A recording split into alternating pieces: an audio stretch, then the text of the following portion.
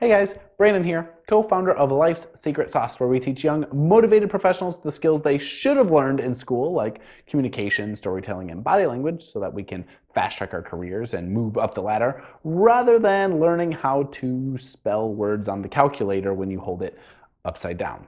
I think you'd be surprised at the number of words you can spell.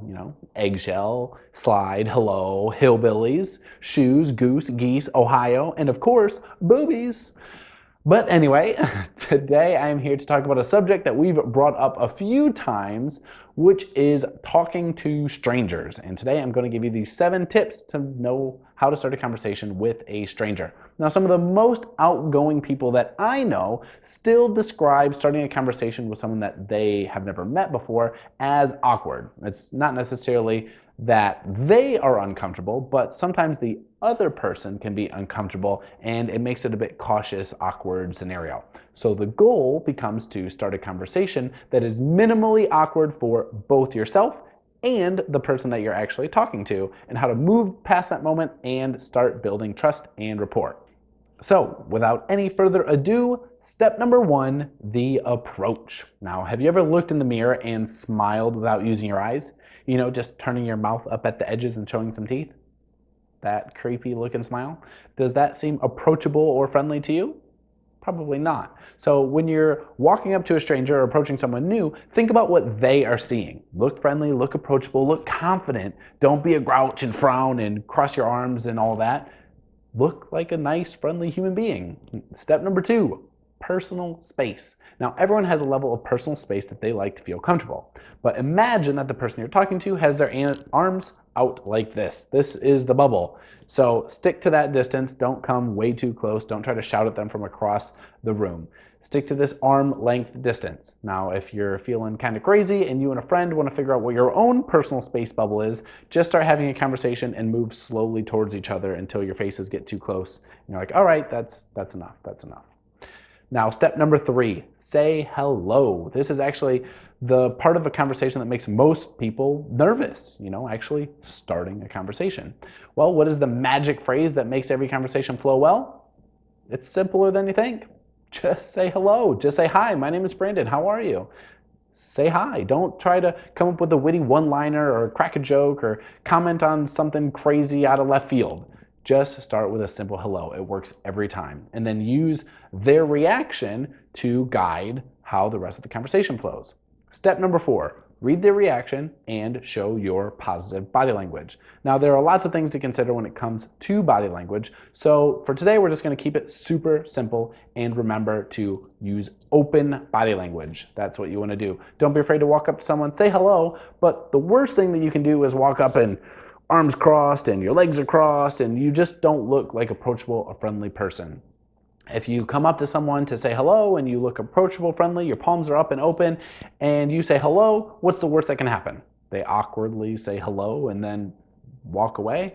Pretty sure they're not going to stab you for saying hi. So go ahead, start with hello. Now you walked up. Step number 5, what do you do next? What comes after hello?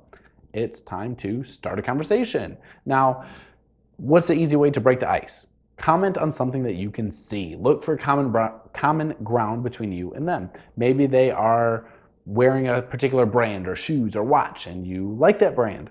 Comment or compliment them on them. Maybe the weather is pouring down or it's crazy windy on both of you. Comment on it. They're holding a book. What do? Comment on it. I think you're getting the picture here. Maybe they've got shopping bags from a store that you love, or they have a pet. Comment on it. Say something nice. A genuine and authentic compliment is disarming and it helps everyone brighten up someone else's day. So be ready, be quick on your feet. You started this conversation, so in all likelihood it is going to be your responsibility to keep it flowing. Step number 6, ask an open-ended question.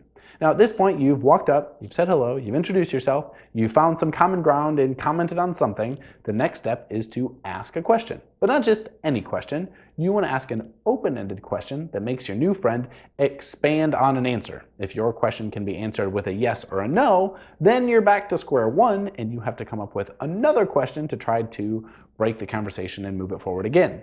So back to some of our examples.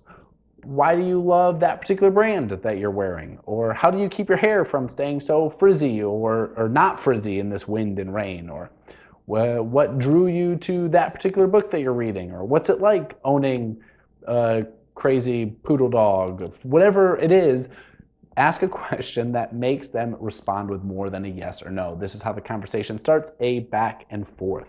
And finally, step 7, simply let the conversation roll. Now that the conversation is underway and you've built a connection, your anxiety is gone. You did it. Good job. Hooray. You have officially started a conversation with a stranger, someone you have never met before, and it wasn't so bad, was it? It's not as scary or as awkward as you might have thought. And of course, with practice, it's going to come easier.